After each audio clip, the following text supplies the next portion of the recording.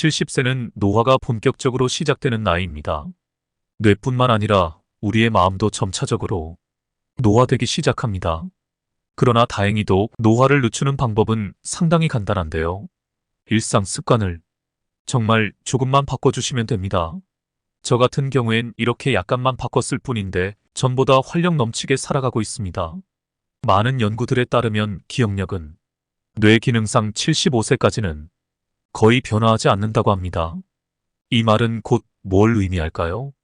급격한 기억력의 감소는 실제로는 의지력의 문제라는 겁니다. 우리는 지금까지 해왔던 생활 습관을 단지 약간만 바꿔도 인생 최고의 30년을 즐길 수 있습니다. 오늘은 돈을 들이지 않고도 누구나 집에서 쉽게 건강을 유지할 수 있는 간단한 방법을 소개하겠습니다. 뇌와 몸에 좋은 음식을 어떻게 먹어야 할까요? 잠을 잘 자려면 어떻게 해야 하나요? 30년 남짓 제가 정신과 의사로 일하면서 6,000명이 넘는 환자를 만나는 동안 가장 자주 들었던 질문은 음식과 수면에 관한 내용이었습니다. 제가 환자분들에게 답변해드린 내용을 오늘 영상에서 소개해 보겠습니다. 첫 번째로 고기에 대해 말씀드리고 싶습니다. 소고기와 돼지고기 다들 좋아하시나요? 실제로 우리가 자주 먹는 이 고기에는 우리 몸에 꼭 필요한 성분들이 한가득 들어 있습니다. 바로 트립토판이라는 필수 아미노산을 말씀드리는 건데요.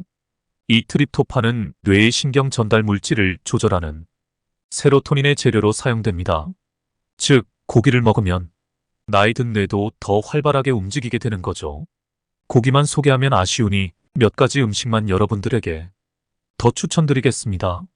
우선 대표적인 건강식인 나토를 소개해드리겠습니다. 나토는 이미 의학 및 영양학 연구자들 사이에서 뇌와 몸에 좋다는 정설로 인정받고 있습니다. 알고 계셨나요?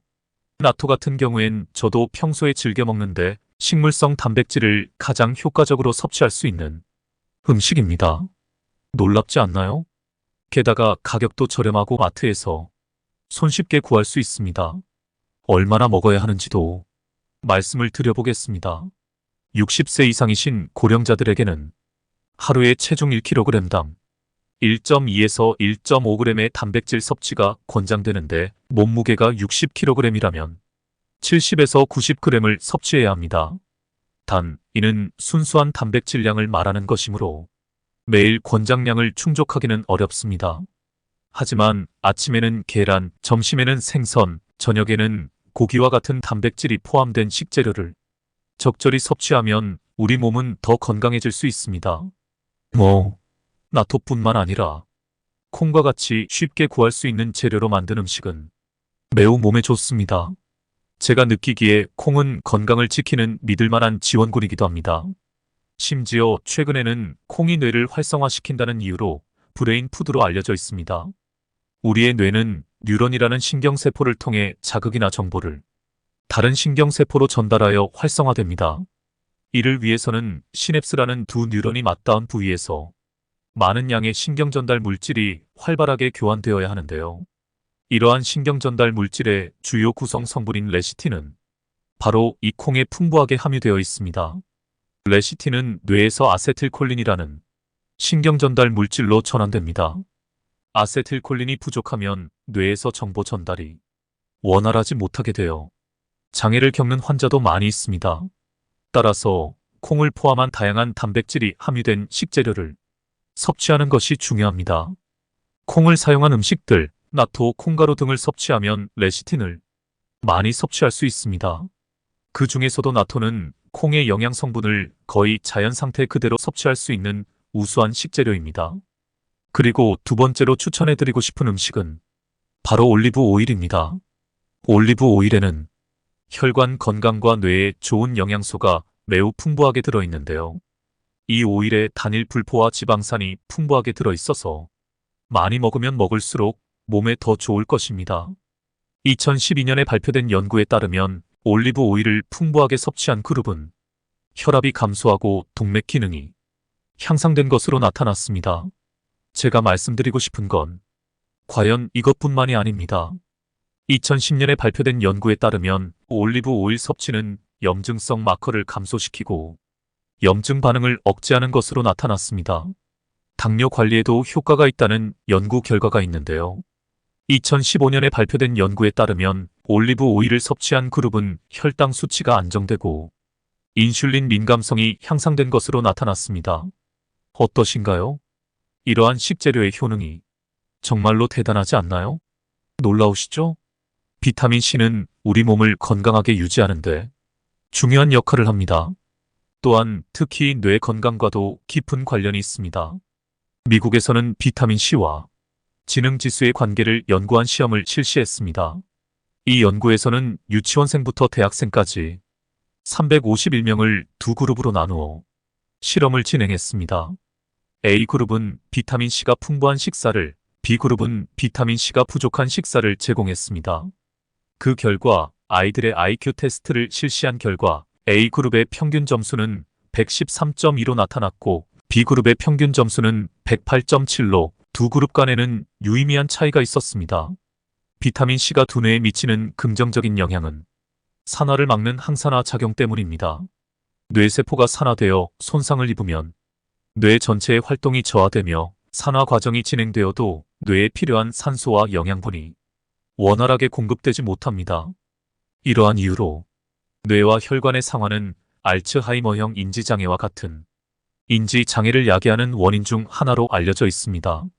그러나 비타민 C는 산화를 막는 효과가 있어 뇌세포와 혈관을 보호할 수 있습니다. 물론 비타민 C는 뇌와 혈관뿐만 아니라 우리 몸 전체에도 필요합니다.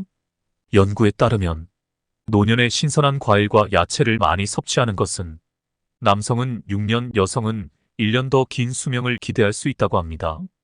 비타민 C는 야채와 과일에 풍부하게 함유되어 있지만 영양제로도 섭취할 수 있습니다. 비타민 C는 건강에 좋다는 이유로 오랫동안 관심을 받아왔으며 이미 알약으로도 판매되고 있습니다. 또한 가격도 매우 저렴하여 많은 사람들이 이용하고 있습니다. 따라서 비타민 C를 적절히 섭취하여 건강을 유지하는 것이 좋습니다. 매일 아침 일어나기가 어려우신가요? 침대에서 불편한 느낌과 소리가 나실까요? 매운 음식이나 짠 음식이 끌리시나요?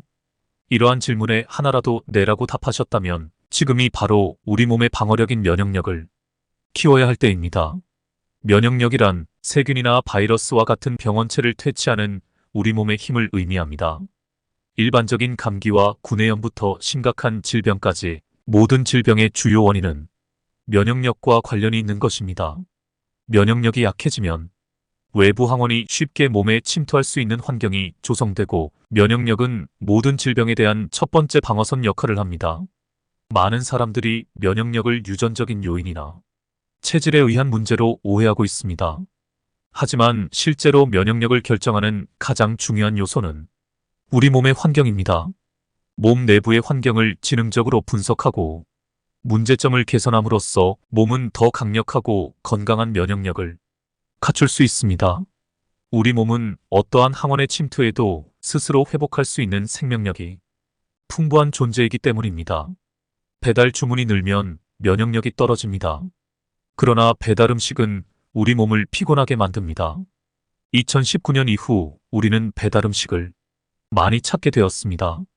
이러한 배달 음식의 증가로 관련 식품위생법 위반 건이 2019년 대비 2020년에 12배 증가했습니다. 배달해 먹는 음식에는 얼마나 많은 첨가물이 사용되었는지 확인조차 되지 않습니다.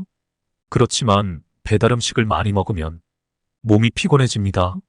사람들은 배달 음식이 좋지 않다는 것을 알면서도 쉽고 편리하며 맛있는 배달 음식의 유혹을 이기기 어렵습니다. 얼마나 바삭하고 고소하고 쫄깃한 식감으로 우리를 유혹하는지 어쩌다 친구들과 함께 있다가 배달 음식을 먹었는데 그날 밤 물을 밤새 먹었던 기억이 납니다. 도대체 그 안에 무엇이 들어있었던 것일까요? 밖에서 사 먹는 맛있는 음식 안에는 유해한 각종 첨가물이 들어있습니다.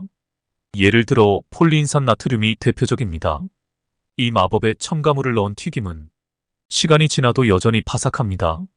집에서는 아무리 잘 튀겨도 그렇게 만들지 못합니다.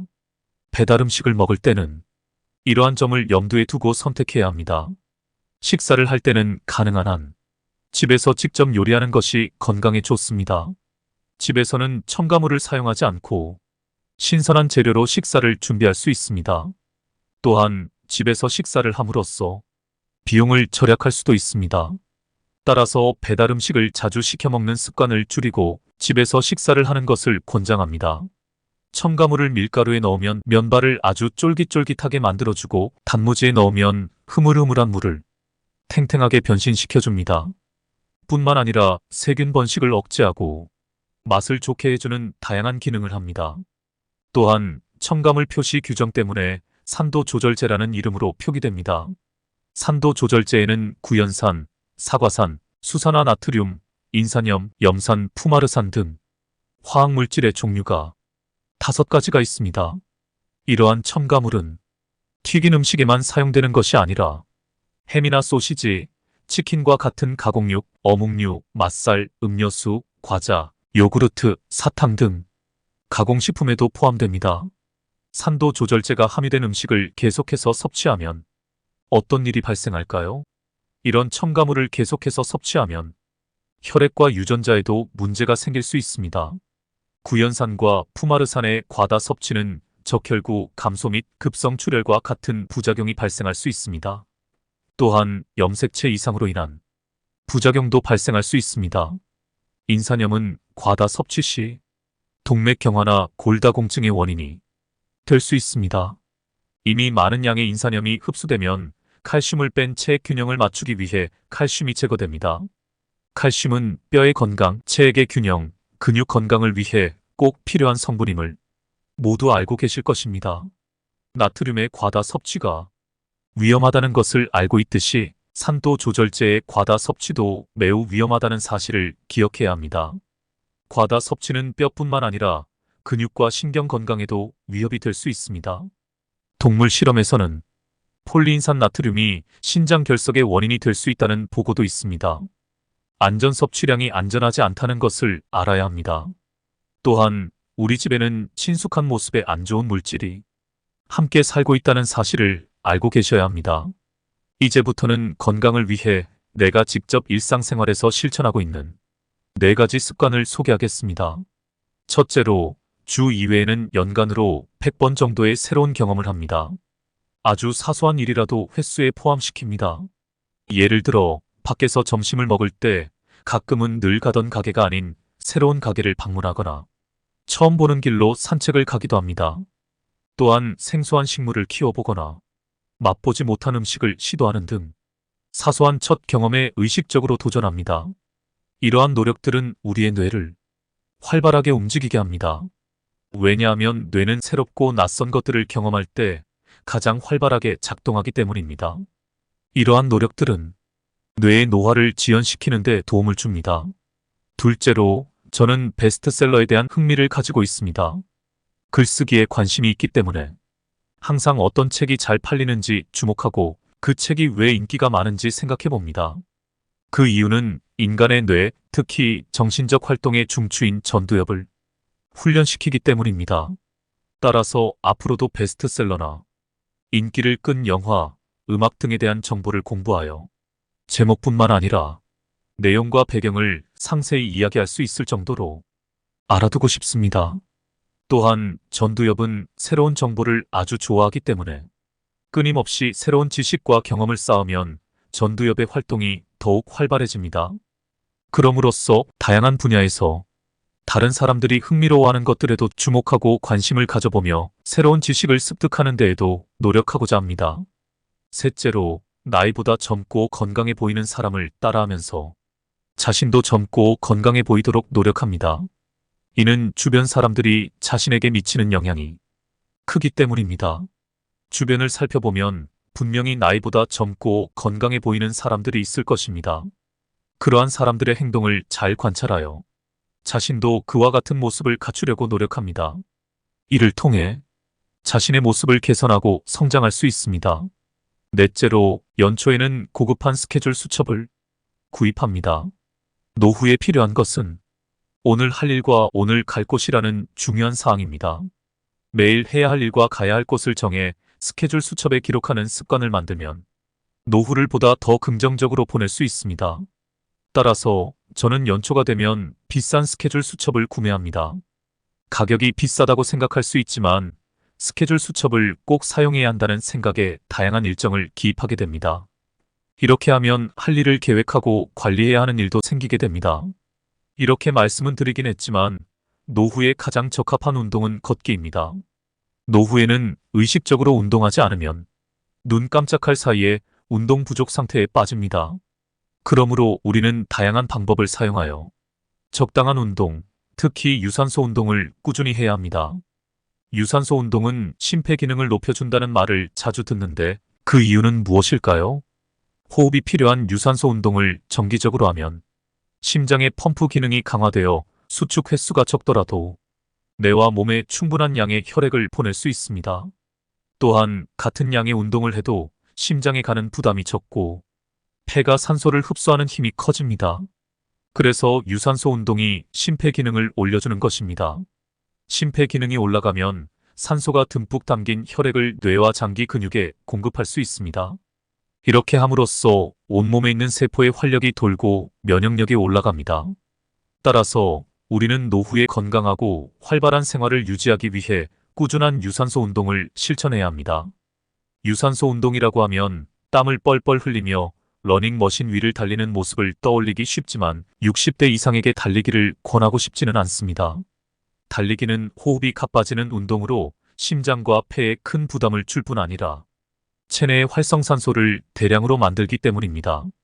이는 몸을 산화시키는 안티에이징 관점에서 보면 바람직하지 않습니다. 테니스나 골프도 일반 사람들이 매일 하기에는 적합하지 않습니다. 내가 가장 추천하는 운동은 걷기입니다. 인간의 몸은 하루에 8에서 14km 정도 걷도록 설정되어 있다고 합니다. 이는 수백만 년에 걸쳐 수렵과 채집 생활을 하는 동안 우리 몸이 그렇게 진화했다고 보는 견해입니다. 인간이 많이 걷지 않게 된 기간은 산업혁명 이후부터 지금까지 고작해야 2세기 정도입니다. 그러나 우리가 몸을 위해 의식적으로 많이 걷는 것은 매우 중요합니다. 우리의 신체는 수백만 년 동안 진화해왔기 때문에 2세기 만에 크게 변화하기는 어려워도 여전히 걷는 것이 필요합니다. 비가 와서 밖에 나가기 어렵다면 집에서 가벼운 운동을 하는 것을 추천합니다. 예를 들어 청소나 정리를 하면 좋은 운동이 될 수 있습니다. 특히 청소는 팔을 많이 사용하기 때문에 상반신 근육을 유지하는 데 도움이 됩니다. 또한 실내가 깨끗해지면 기분이 좋아지고 성취감도 얻을 수 있으므로 여러모로 좋은 활동입니다. 사소한 일이라도 성취감을 느끼면 기분이 밝아집니다. 따라서 집에 있는 날에도 가급적 가만히 앉아있는 시간을 줄이고 움직이는 것이 좋습니다. 이것은 노약자가 치매를 예방하는 방법입니다. 집안일을 하면 뇌가 활성화됩니다. 또한 음식과 관련된 내용도 언급하고 싶습니다. 예전에 초등학생들을 대상으로 기억력 테스트를 진행한 적이 있었습니다. 실험에서는 다양한 색깔의 판들을 배치하여 30초 동안 외운 다음 그와 동일한 순서로 색깔 카드를 놓게 하는 것이었습니다. 이때 껌을 씹으면 정확도가 2배로 증가했습니다. 연구 결과에 따르면 껌을 씹으면 뇌의 혈류량이 증가하며 특히 기억을 담당하는 해마의 혈류량이 크게 늘어납니다. 이는 음식을 씹을 때 사용하는 턱 근육을 통해 뇌와 연결되어 있기 때문입니다. 따라서 껌을 씹는 것은 노약자의 치매 예방에 도움을 줄 수 있는 좋은 습관입니다. 뿐만 아니라 껌을 씹는 행위는 건강에도 많은 이점을 가지고 있습니다. 턱이 움직이면 대뇌와 인지 기능을 담당하는 편도체 같은 뇌 부위가 자극을 받아 혈류량이 증가합니다. 이것은 뇌의 활성화와 연결되어 생각하는 능력을 향상시키는데 도움을 줄 수 있습니다. 또한 껌을 씹으면 치아를 감싸는 근막에 압력이 전달되는데 이 역시 뇌를 자극하고 활성화시킵니다. 따라서 건강하지 못한 치아는 인지 장애의 원인이 될 수 있습니다. 이유는 크게 2가지입니다. 첫째로 건강하지 못한 치아는 껌을 씹는 동안 제대로 착용하지 못하여 뇌와의 연결이 약해질 수 있습니다. 이로 인해 뇌는 충분한 자극을 받지 못하고 기능이 감소할 수 있습니다. 둘째로 치아에 문제가 있는 경우 껌을 씹는 동안 불편을 느낄 수 있으며 이로 인해 껌을 씹는 행위 자체가 지루하거나 불편한 경험이 될 수 있습니다. 이는 껌을 씹는 행위를 지속하기 어렵게 만들어 치아와 뇌의 활동을 저하시킬 수 있습니다. 따라서 건강한 치아를 유지하기 위해서는 껌을 씹는 것 외에도 적절한 구강 관리와 규칙적인 치과 검진이 필요합니다. 이렇게 하면 뇌와의 연결을 강화시킬 수 있고 인지 기능을 향상시키는데 도움이 될 것입니다. 70대의 긴 습관이 이후의 삶을 결정합니다. 70대에 의도적으로 계속 사용하면 80대, 90대에 이르러서도 간병인을 부르는 시기를 늦출 수 있습니다. 어떤 일을 하더라도 은퇴하면 안 됩니다. 70대 때 단번에 늙는 사람은 전형적으로 은퇴한 직후부터 일체 활동을 그만두는 경우입니다. 평생 일을 해서 지쳐 있으니 집에서 빈둥빈둥 놀고 싶다고 손꼽아 기다리기 때문입니다. 이러면 운동신경뿐만 아니라 전두엽의 노화가 단번에 진행됩니다. 전두엽이란 창조적 능력이나 다른 사람에 대한 공감 능력, 예상치 못한 일에 대처하는 능력에 관여하는 부분인데 모든 활동을 멈춰버리니 당연히 노화가 급격하게 찾아오는 것입니다. 전두엽의 노화는 40대부터입니다. 퇴직 후에 일해야 늙지 않습니다. 70대가 되면 특히 은퇴 등을 생각하지 말고 현역이식을 유지하는 것이 중요합니다. 70세는 노화가 본격적으로 시작되는 나이입니다. 뇌뿐만 아니라 우리의 마음도 점차적으로 노화되기 시작합니다. 그러나 다행히도 노화를 늦추는 방법은 상당히 간단한데요. 일상 습관을 정말 조금만 바꿔주시면 됩니다. 저 같은 경우엔 이렇게 약간만 바꿨을 뿐인데 전보다 활력 넘치게 살아가고 있습니다. 많은 연구들에 따르면 기억력은 뇌 기능상 75세까지는 거의 변화하지 않는다고 합니다. 이 말은 곧 뭘 의미할까요? 급격한 기억력의 감소는 실제로는 의지력의 문제라는 겁니다. 우리는 지금까지 해왔던 생활 습관을 단지 약간만 바꿔도 인생 최고의 30년을 즐길 수 있습니다. 오늘은 돈을 들이지 않고도 누구나 집에서 쉽게 건강을 유지할 수 있는 간단한 방법을 소개하겠습니다. 뇌와 몸에 좋은 음식을 어떻게 먹어야 할까요? 잠을 잘 자려면 어떻게 해야 하나요? 30년 남짓 제가 정신과 의사로 일하면서 6,000명이 넘는 환자를 만나는 동안 가장 자주 들었던 질문은 음식과 수면에 관한 내용이었습니다. 제가 환자분들에게 답변해드린 내용을 오늘 영상에서 소개해 보겠습니다. 첫 번째로 고기에 대해 말씀드리고 싶습니다. 소고기와 돼지고기 다들 좋아하시나요? 실제로 우리가 자주 먹는 이 고기에는 우리 몸에 꼭 필요한 성분들이 한가득 들어 있습니다. 바로 트립토판이라는 필수 아미노산을 말씀드리는 건데요. 이 트립토판은 뇌의 신경 전달 물질을 조절하는 세로토닌의 재료로 사용됩니다. 즉, 고기를 먹으면 나이 든 뇌도 더 활발하게 움직이게 되는 거죠. 고기만 소개하면 아쉬우니 몇 가지 음식만 여러분들에게 더 추천드리겠습니다. 우선 대표적인 건강식인 나토를 소개해드리겠습니다. 나토는 이미 의학 및 영양학 연구자들 사이에서 뇌와 몸에 좋다는 정설로 인정받고 있습니다. 알고 계셨나요? 나토 같은 경우엔 저도 평소에 즐겨 먹는데 식물성 단백질을 가장 효과적으로 섭취할 수 있는 음식입니다. 놀랍지 않나요? 게다가 가격도 저렴하고 마트에서 손쉽게 구할 수 있습니다. 얼마나 먹어야 하는지도 말씀을 드려보겠습니다. 60세 이상이신 고령자들에게는 하루에 체중 1kg당 1.2에서 1.5g의 단백질 섭취가 권장되는데 몸무게가 60kg이라면 70에서 90g을 섭취해야 합니다. 단, 이는 순수한 단백질량을 말하는 것이므로 매일 권장량을 충족하기는 어렵습니다. 하지만 아침에는 계란, 점심에는 생선, 저녁에는 고기와 같은 단백질이 포함된 식재료를 적절히 섭취하면 우리 몸은 더 건강해질 수 있습니다. 나토뿐만 아니라 콩과 같이 쉽게 구할 수 있는 재료로 만든 음식은 매우 몸에 좋습니다. 제가 느끼기에 콩은 건강을 지키는 믿을만한 지원군이기도 합니다. 심지어 최근에는 콩이 뇌를 활성화시킨다는 이유로 브레인 푸드로 알려져 있습니다. 우리의 뇌는 뉴런이라는 신경세포를 통해 자극이나 정보를 다른 신경세포로 전달하여 활성화됩니다. 이를 위해서는 시냅스라는 두 뉴런이 맞닿은 부위에서 많은 양의 신경전달 물질이 활발하게 교환되어야 하는데요.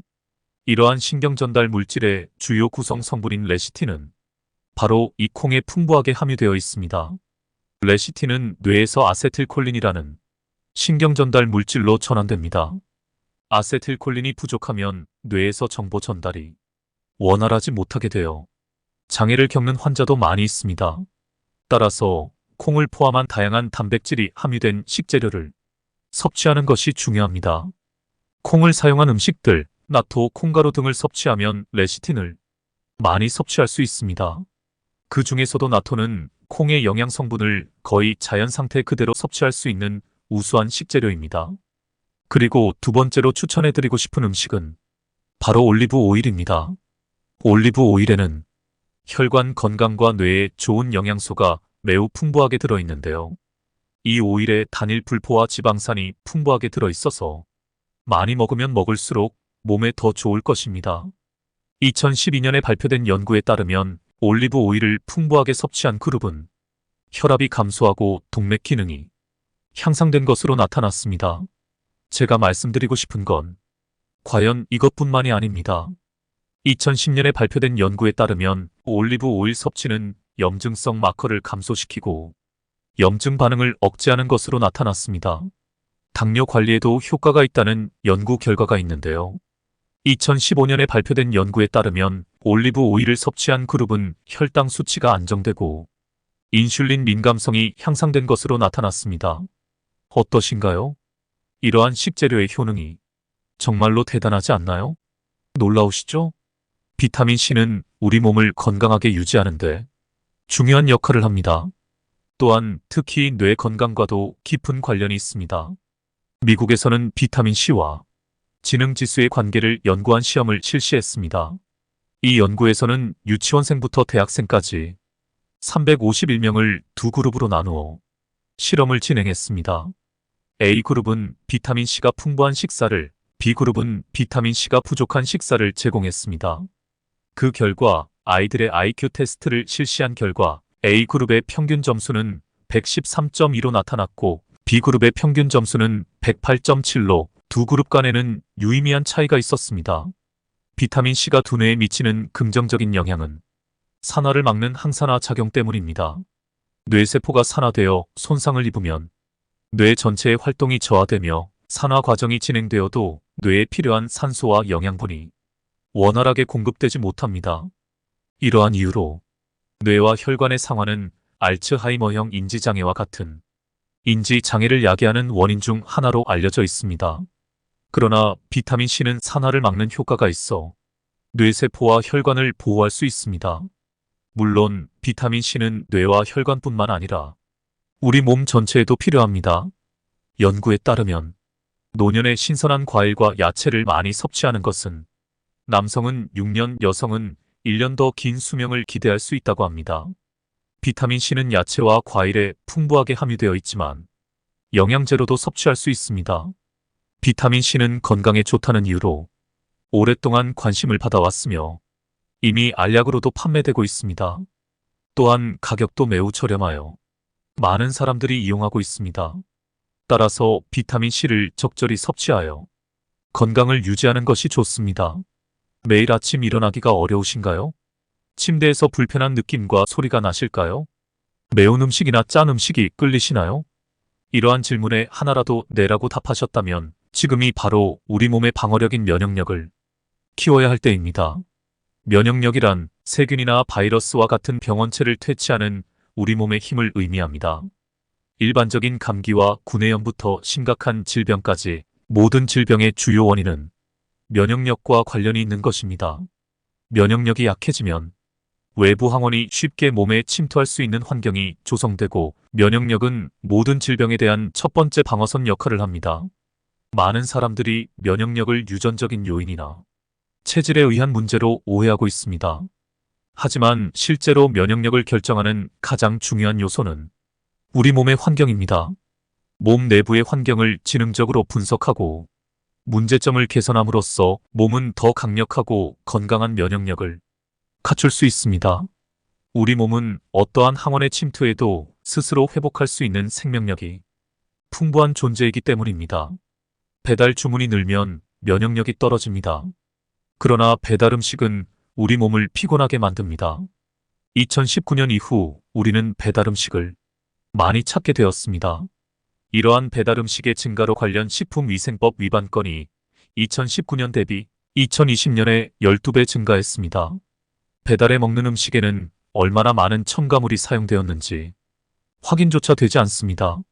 그렇지만 배달음식을 많이 먹으면 몸이 피곤해집니다. 사람들은 배달음식이 좋지 않다는 것을 알면서도 쉽고 편리하며 맛있는 배달음식의 유혹을 이기기 어렵습니다. 얼마나 바삭하고 고소하고 쫄깃한 식감으로 우리를 유혹하는지 어쩌다 친구들과 함께 있다가 배달음식을 먹었는데 그날 밤 물을 밤새 먹었던 기억이 납니다. 도대체 그 안에 무엇이 들어있었던 것일까요? 밖에서 사 먹는 맛있는 음식 안에는 유해한 각종 첨가물이 들어있습니다. 예를 들어 폴리인산 나트륨이 대표적입니다. 이 마법의 첨가물을 넣은 튀김은 시간이 지나도 여전히 바삭합니다. 집에서는 아무리 잘 튀겨도 그렇게 만들지 못합니다. 배달 음식을 먹을 때는 이러한 점을 염두에 두고 선택해야 합니다. 식사를 할 때는 가능한 한 집에서 직접 요리하는 것이 건강에 좋습니다. 집에서는 첨가물을 사용하지 않고 신선한 재료로 식사를 준비할 수 있습니다. 또한 집에서 식사를 함으로써 비용을 절약할 수도 있습니다. 따라서 배달 음식을 자주 시켜 먹는 습관을 줄이고 집에서 식사를 하는 것을 권장합니다. 첨가물을 밀가루에 넣으면 면발을 아주 쫄깃쫄깃하게 만들어주고 단무지에 넣으면 흐물흐물한 물을 탱탱하게 변신시켜줍니다. 뿐만 아니라 세균 번식을 억제하고 맛을 좋게 해주는 다양한 기능을 합니다. 또한 첨가물 표시 규정 때문에 산도 조절제라는 이름으로 표기됩니다. 산도 조절제에는 구연산, 사과산, 수산화 나트륨, 인산염, 염산, 푸마르산 등 화학물질의 종류가 5가지가 있습니다. 이러한 첨가물은 튀긴 음식에만 사용되는 것이 아니라 햄이나 소시지, 치킨과 같은 가공육, 어묵류, 맛살, 음료수, 과자, 요구르트, 사탕 등 가공식품에도 포함됩니다. 산도 조절제가 함유된 음식을 계속해서 섭취하면 어떤 일이 발생할까요? 이런 첨가물을 계속해서 섭취하면 혈액과 유전자에도 문제가 생길 수 있습니다. 구연산과 푸마르산의 과다 섭취는 적혈구 감소 및 급성출혈과 같은 부작용이 발생할 수 있습니다. 또한 염색체 이상으로 인한 부작용도 발생할 수 있습니다. 인산염은 과다 섭취 시 동맥경화나 골다공증의 원인이 될 수 있습니다. 이미 많은 양의 인산염이 흡수되면 칼슘을 뺀 체액 균형을 맞추기 위해 칼슘이 제거됩니다. 칼슘은 뼈의 건강, 체액의 균형, 근육 건강을 위해 꼭 필요한 성분임을 모두 알고 계실 것입니다. 나트륨의 과다 섭취가 위험하다는 것을 알고 있듯이 산도 조절제의 과다 섭취도 매우 위험하다는 사실을 기억해야 합니다. 과다 섭취는 뼈뿐만 아니라 근육과 신경 건강에도 위협이 될 수 있습니다. 동물 실험에서는 폴리인산 나트륨이 신장 결석의 원인이 될 수 있다는 보고도 있습니다.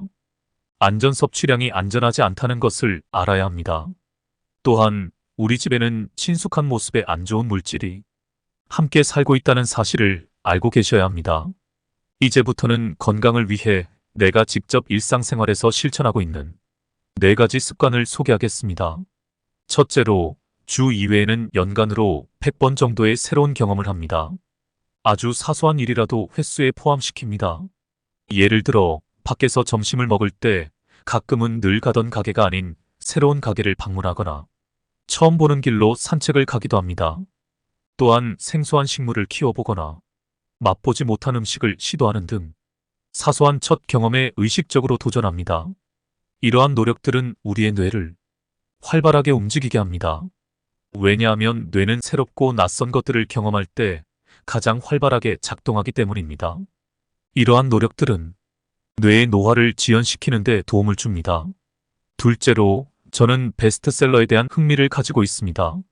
글쓰기에 관심이 있기 때문에 항상 어떤 책이 잘 팔리는지 주목하고 그 책이 왜 인기가 많은지 생각해 봅니다. 그 이유는 인간의 뇌, 특히 정신적 활동의 중추인 전두엽을 훈련시키기 때문입니다. 따라서 앞으로도 베스트셀러나 인기를 끈 영화, 음악 등에 대한 정보를 공부하여 제목뿐만 아니라 내용과 배경을 상세히 이야기할 수 있을 정도로 알아두고 싶습니다. 또한 전두엽은 새로운 정보를 아주 좋아하기 때문에 끊임없이 새로운 지식과 경험을 쌓으면 전두엽의 활동이 더욱 활발해집니다. 그럼으로써 다양한 분야에서 다른 사람들이 흥미로워하는 것들에도 주목하고 관심을 가져보며 새로운 지식을 습득하는 데에도 노력하고자 합니다. 셋째로, 나이보다 젊고 건강해 보이는 사람을 따라하면서 자신도 젊고 건강해 보이도록 노력합니다. 이는 주변 사람들이 자신에게 미치는 영향이 크기 때문입니다. 주변을 살펴보면 분명히 나이보다 젊고 건강해 보이는 사람들이 있을 것입니다. 그러한 사람들의 행동을 잘 관찰하여 자신도 그와 같은 모습을 갖추려고 노력합니다. 이를 통해 자신의 모습을 개선하고 성장할 수 있습니다. 넷째로, 연초에는 고급한 스케줄 수첩을 구입합니다. 노후에 필요한 것은 오늘 할 일과 오늘 갈 곳이라는 중요한 사항입니다. 매일 해야 할 일과 가야 할 곳을 정해 스케줄 수첩에 기록하는 습관을 만들면 노후를 보다 더 긍정적으로 보낼 수 있습니다. 따라서 저는 연초가 되면 비싼 스케줄 수첩을 구매합니다. 가격이 비싸다고 생각할 수 있지만 스케줄 수첩을 꼭 사용해야 한다는 생각에 다양한 일정을 기입하게 됩니다. 이렇게 하면 할 일을 계획하고 관리해야 하는 일도 생기게 됩니다. 이렇게 말씀은 드리긴 했지만 노후에 가장 적합한 운동은 걷기입니다. 노후에는 의식적으로 운동하지 않으면 눈 깜짝할 사이에 운동 부족 상태에 빠집니다. 그러므로 우리는 다양한 방법을 사용하여 적당한 운동, 특히 유산소 운동을 꾸준히 해야 합니다. 유산소 운동은 심폐기능을 높여준다는 말을 자주 듣는데 그 이유는 무엇일까요? 호흡이 필요한 유산소 운동을 정기적으로 하면 심장의 펌프 기능이 강화되어 수축 횟수가 적더라도 뇌와 몸에 충분한 양의 혈액을 보낼 수 있습니다. 또한 같은 양의 운동을 해도 심장에 가는 부담이 적고 폐가 산소를 흡수하는 힘이 커집니다. 그래서 유산소 운동이 심폐기능을 올려주는 것입니다. 심폐기능이 올라가면 산소가 듬뿍 담긴 혈액을 뇌와 장기 근육에 공급할 수 있습니다. 이렇게 함으로써 온몸에 있는 세포의 활력이 돌고 면역력이 올라갑니다. 따라서 우리는 노후에 건강하고 활발한 생활을 유지하기 위해 꾸준한 유산소 운동을 실천해야 합니다.